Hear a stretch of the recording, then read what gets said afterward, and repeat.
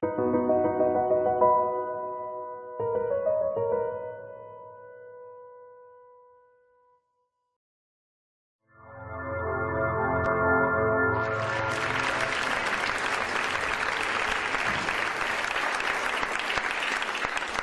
everyone.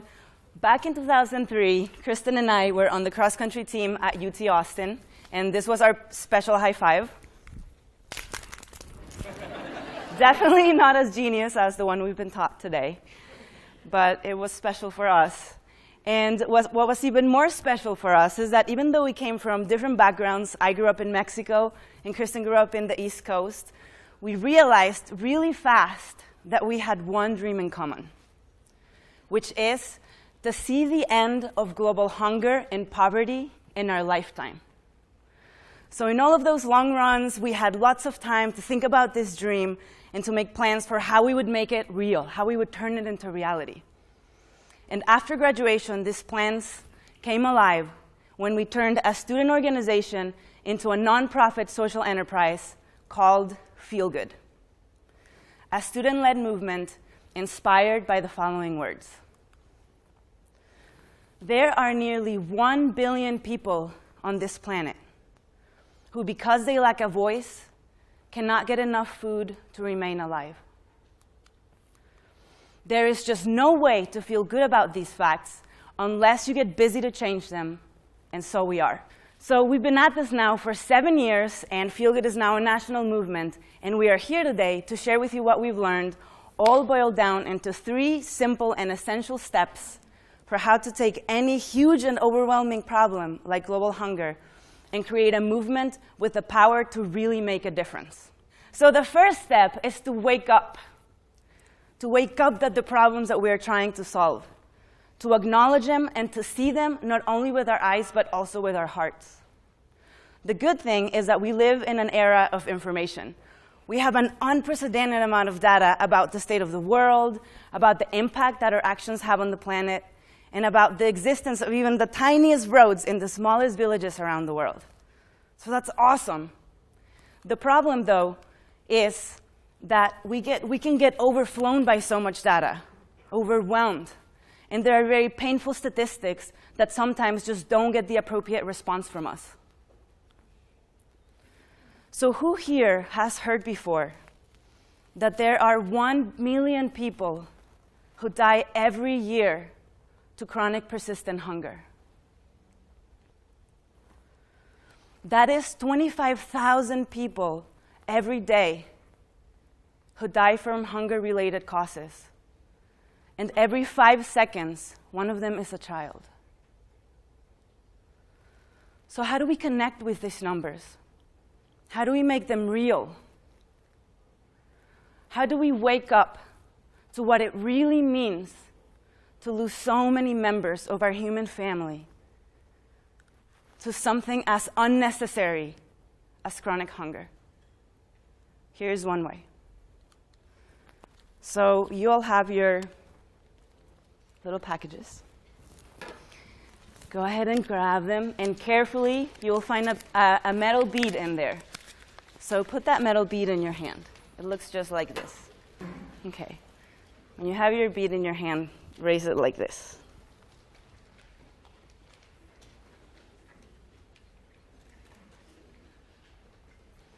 Okay. All right. So let's look at our bead for a second.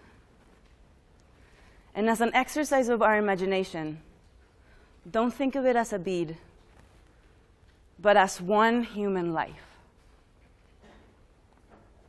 And not just any human life, but the life of someone who you really love.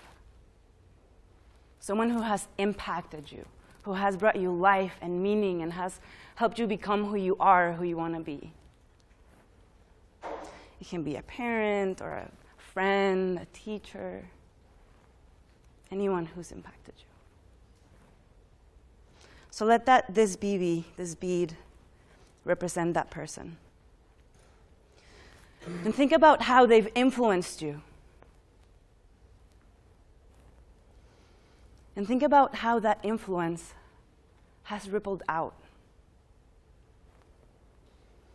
Are there 5, 10, 50, 100 people who have also been influenced by this person? And then each one of them, in turn, have gone out and influenced others? So as we do this, we can really begin to feel the impact that a life can have in our relationships. And how it is that in relationships and in community, we can truly thrive. We can fulfill who we are. And there is even another dimension to the importance of a human life. You know that it took about 14 billion years for the universe to put each and every one of us here on this planet.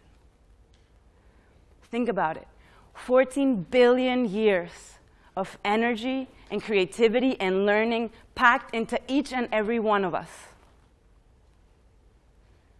And each one of us walking miracles, literally, with capacities that we are just beginning to understand.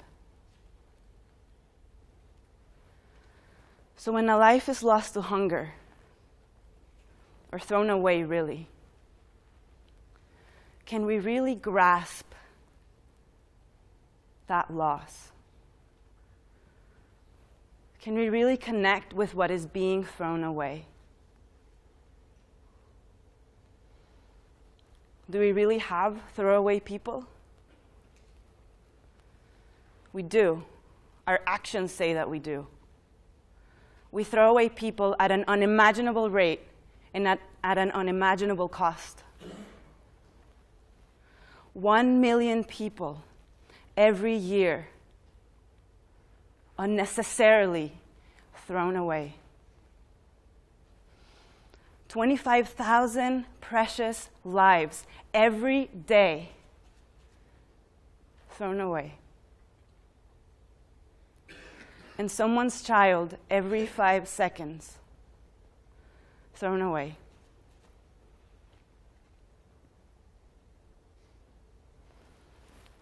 In this jar, we have 25,000 BBs representing the 25,000 lives lost every day to global hunger. And here is what that loss sounds like. I invite you all to close your eyes.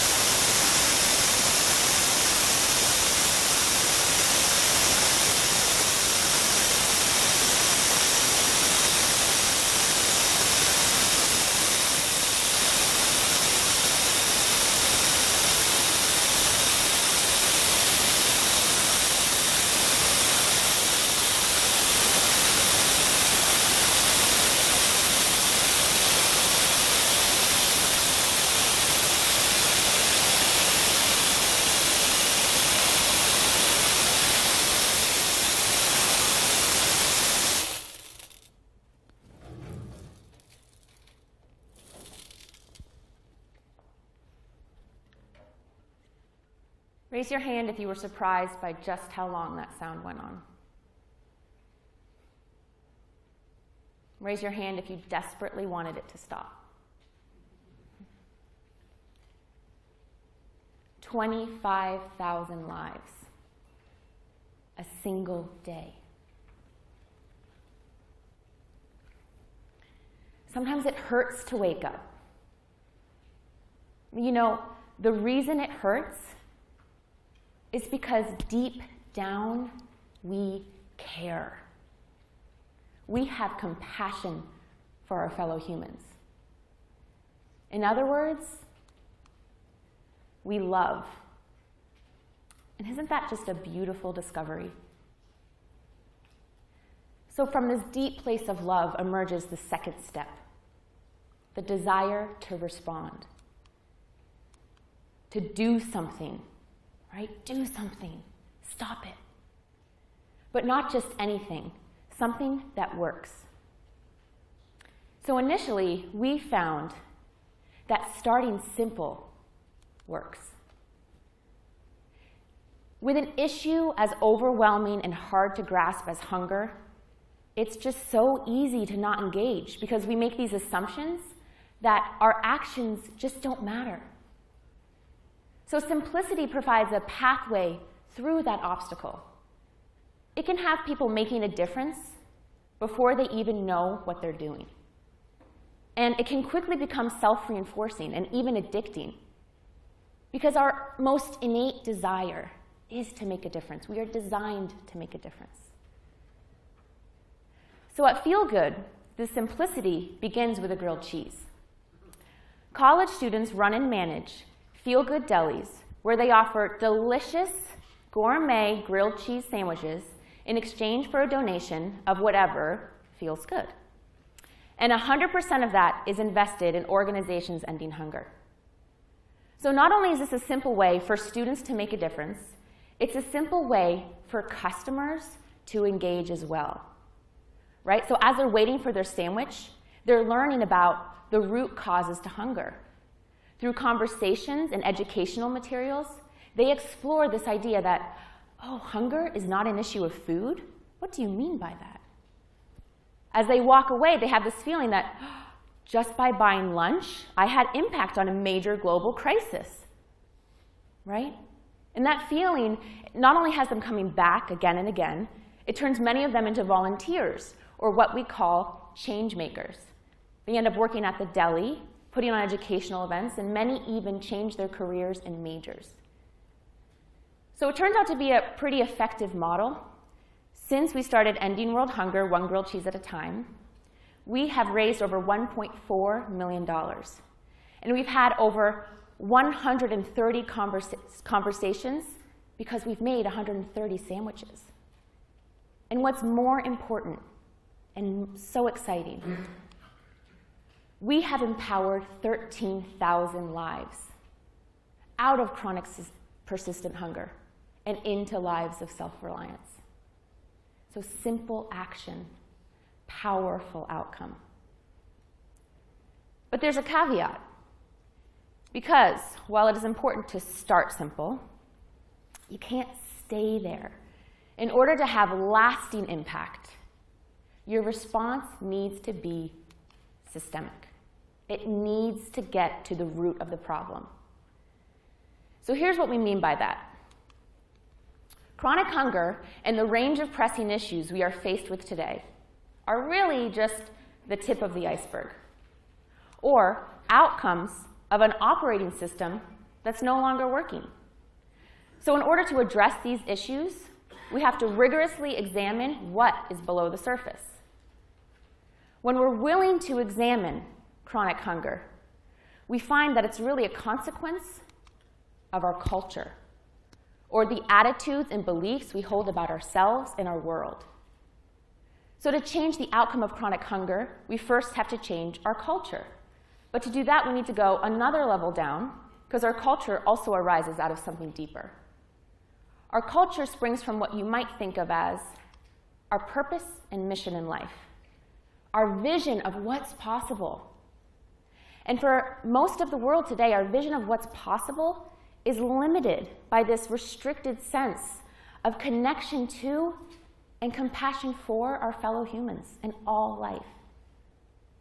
So to change our culture, we need a new purpose and mission, one that's inclusive, compassionate, long-term, which means we need to go just one more level down to what we call our worldview, or a fundamental understanding of the way the world works. In order to have big impact, we have to operate from this understanding that Tom talked about earlier. Right? We have to operate and create from this understanding that we live in an interdependent, interconnected world. so that what we do matters, because it affects the whole. And what we don't do matters too. And this is the worldview that our grilled cheese represents. And an interdependent world is a world where hunger is not an option. So through our conversations, we start to unpack what does it mean to operate from a world that's interconnected. So we have to wake up. We have to do something that works, something that's simple and systemic. But that's not all, because if we're going to end hunger in our lifetime, we've got to accelerate this impact, which requires working together. So step 3, don't do it alone. Do it with someone else. Prior to the 70s, global hunger and poverty were seen as necessary evils. It wasn't until the start of the 21st century that we came together as a global community and started addressing hunger in its many dimensions and set clear goals around eradicating it. Surely you have heard of the Millennium Development Goals. So we've made huge strides. More people have escaped poverty in the 2000s than any decade in history. And we have identified what the mandatory ingredients are that have become the industry standard for ending hunger. And this is new knowledge. It's really exciting, and it's only been discovered because we have been working together, which is a messy process. We know ending hunger is about empowering women, addressing the deeply entrenched social condition of gender discrimination with men and women all around the world. We know it requires local solutions, mobilizing grassroots leadership.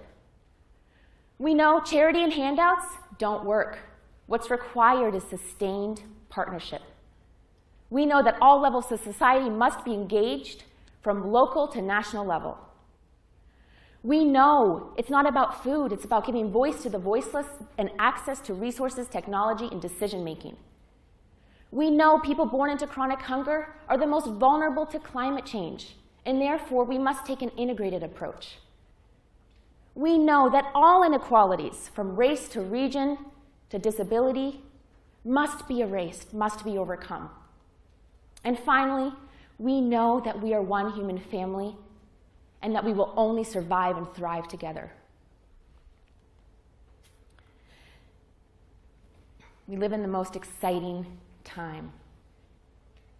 Over 14 billion years of learning, creativity, energy have been invested in this moment, and we sit on the brink of the end of hunger.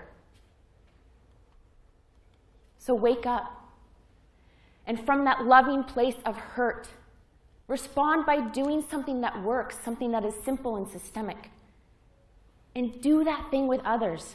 Not only is it more fun, our survival depends on us working together to accelerate us into the end of hunger, into a world where all life can thrive.